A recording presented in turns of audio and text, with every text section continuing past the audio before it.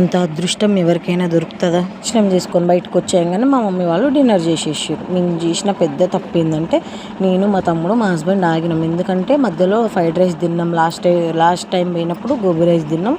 చాలా అంటే చాలా బాగుంది. అదే రెస్టారెంట్లో తిందాం వద్దులే అని ఆగినాం. కానీ అక్కడ లేదండి. మేము వెళ్ళేసరికి 2-3 అయింది. అక్కడ లేదు. అప్పటికి మా కాళ్ళు చూడండి ఎట్లా వాచిపోయినాయి. ఆల్మోస్ట్ గిరి ప్రదక్షిణ చేసిన వాళ్ళందరి పరిస్థితి ఇట్నే ఉంటుంది. కాకపోతే మేము అలిపిరి మెట్లు కూడా ఎక్కడం వల్ల మాకు కొద్దిగా టైర్డ్గా ఉంది. మా పిల్లలైతే 7-8 ఇయర్స్ పిల్లలు నడిచిర్రంటే అది కొద్దిగా గ్రేటే అండి మా వరకు. నెక్స్ట్ అయితే మేము మధ్యలో అగ్నిలింగం దగ్గర యమలింగం దగ్గర మాకైతే రుద్రాక్ష ఇస్తారు. ఈసారి మిస్ అయినాం అనుకున్నాం. కాకపోతే కొద్దిగా ముందు పోయినాక దొరికింది.